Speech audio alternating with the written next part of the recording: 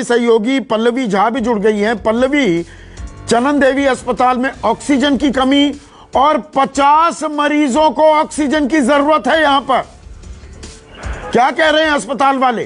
सरकार तो दावे कर रही है ऑक्सीजन की, अब सप्लाई बढ़ा दी गई है।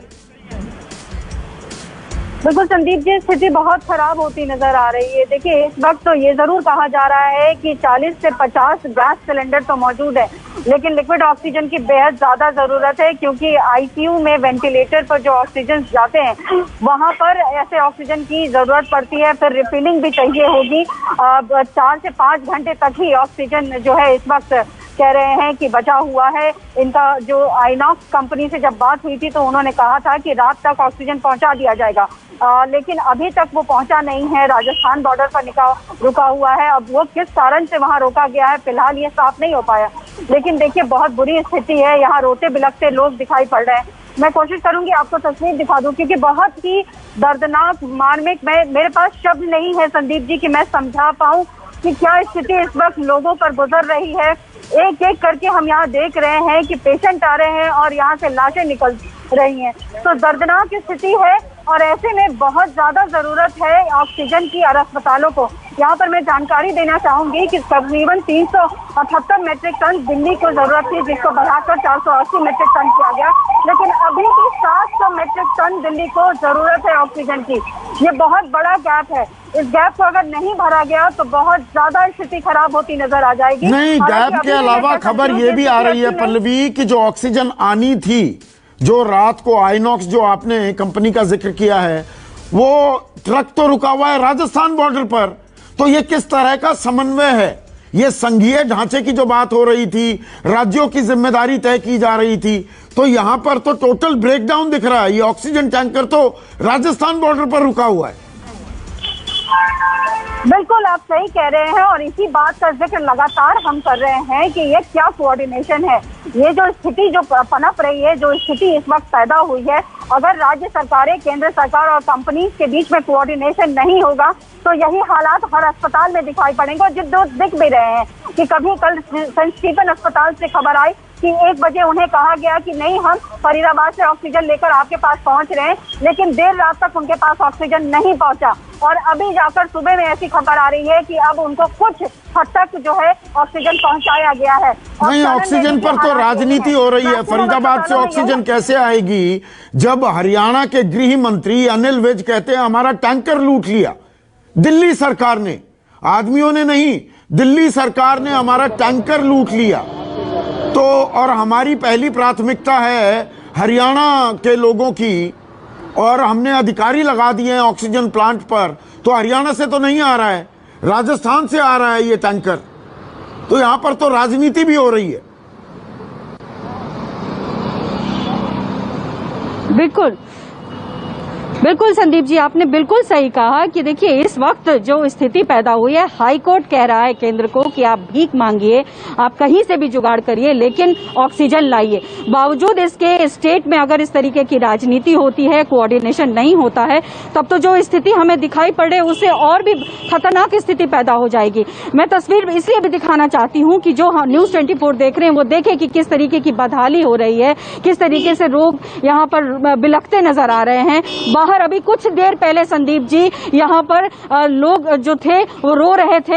यहाँ पर जो है प्रशासन की, जो अस्पताल प्रशासन है, उनसे बहसबाजी हुई और पुलिस को बुलाया गया। अभी भी आप देखें तो तस्वीर में पुलिस यहाँ पे खड़ी है, लेकिन जो आम जनता है वो जाए कहाँ? अगर आप ये कह रहे हैं कि जब आप सीरियस हैं तो अस्पताल आइए, तो अस्पताल आने पर भी आपको अगर जो उपचार नहीं मिलता है, आपकी जिंदगी नहीं बचाई जा सकती है, तो फिर इसमें आम आदमी क्या करेगा? वो सवाल उठाएगा और वो सवाल जायज सवाल है।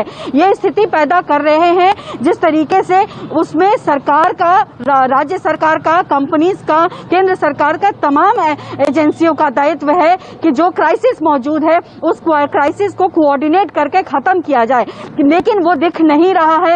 लगातार हर हॉस्पिटल यही कह रहे हैं कि हम बात कर रहे हैं ऑक्सीजन की, लेकिन हमें ऑक्सीजन नहीं मिल रहा है। अभी गंगाराम से भी खबर आ गई है कि अब कल 10 बजे तक ही ऑक्सीजन उनके पास है, जितना उन्होंने ऑक्सीजन मांगा था उतना ऑक्सीजन उनको नहीं दिया गया है, जिसकी वजह से कल तक ही 10 बजे तक उनके पास ऑक्सीजन बचेगा। तो ये बिल्कुल राज्य सरकार को देखने की जरूरत है, केंद्र सरकार को देखने की जरूरत है कि किस तरीके से कहां आपूर्ति की जाए और कैसे भरपाई की जाए। कि जिन लोगों की सांस अटकी हुई है, खबर भी फ्लैश कर रहे हैं कि 40 से 50 लिक्विड ऑक्सीजन सिलेंडर्स मौजूद हैं चानन देवी अस्पताल में, लेकिन कमी भी है और 50 मरीज इस वक्त ऑक्सीजन पर हैं। तो अगर सिलेंडर्स हैं तो वो क्यों नहीं दिए जा रहे, या ये 2-4 घंटे की ही ऑक्सीजन सप्लाई बची है?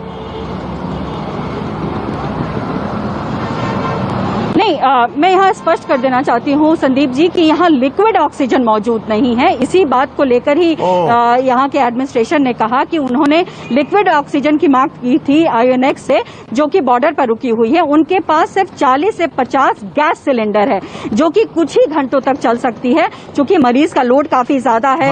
ओवरफ्लो ऑक्सीजन भी चाहिए होता है कुछ मरीजों में, मतलब उसको हम कहते हैं कि हाई फ्लो ऑक्सीजन, जिसमें ऑक्सीजन लेवल जो है 60-70 के आसपास चला जाता है, उसमें हाई फ्लो ऑक्सीजन देना पड़ता है। तो ऐसी स्थिति भी है, तो ऐसे में कुछ ही घंटे ही सिलेंडर आपका साथ दे सकते हैं। इसके लिए आपको लिक्विड ऑक्सीजन की जरूरत पड़ती है, जो कि रिफिलिंग का काम करती है और हाई फ्लो ऑक्सीजन के लिए भी उसका इस्तेमाल किया जाता है। तो स्थिति इस वक्त यहाँ पर यह बनी हुई है, जब तक कि यहाँ पर ऑक्सीजन नहीं पहुंचाया जाता है, स्थिति देखिए कुछ घंटों में समझ में आ जाएगी कि क्या होने जा रहा है। लेकिन अभी फिलहाल तो हम यही कह सकते हैं कि 50 लोग जो कि वेंटिलेटर पर मौजूद है इस वक्त, उनकी जान अभी भी अटकी हुई है कि कब सिलेंडर का ऑक्सीजन खत्म हो जाएगा। लगातार कोशिश कर रहे हैं यहाँ के प्रशासन की बॉर्डर पे जो गाड़ी रुकी है उसको लेकर आया जाए, लेकिन सवाल ये नहीं है कि सिर्फ माता चानन देवी अस्पताल की हालत है, तमाम अस्पतालों की यही हालत है। ऑक्सीजन नहीं है, बेड्स नहीं है, दवाई नहीं है। ये बहुत ही एक तरीके से मैं कहूँ तो मैं इतने साल से हेल्थ कवर कर रही हूँ संदीप जी, लेकिन ऐसी स्थिति कभी नहीं देखी। रूह कांप जा रहा है जब मैं देख रही हूँ पेशेंट को रोते बिलखते। वो सवाल करते हैं कि कहते हैं ना सीवियर पेशेंट है तो अस्पताल लाएं, अस्पताल में भी जान चली जा रही है सिर्फ ऑक्सीजन की वजह से, अस्पताल में जान चली जा रही है बेड की वजह से। तो समझ में नहीं आता है कि क्या जवाब दूं।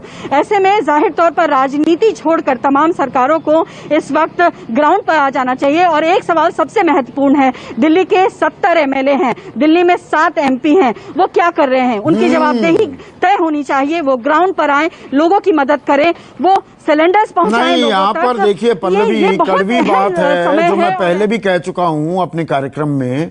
आम आदमी लाइन में लगेगा ना, आम आदमी मारा मारा फिरेगा, सर फुड़ाता फिरेगा, रोता बिलखता चित्कार करता हुआ घूमेगा कि बेड दिला दो, ऑक्सीजन दिला दो, वेंटिलेटर दिला दो, दवाई दिलवा दो।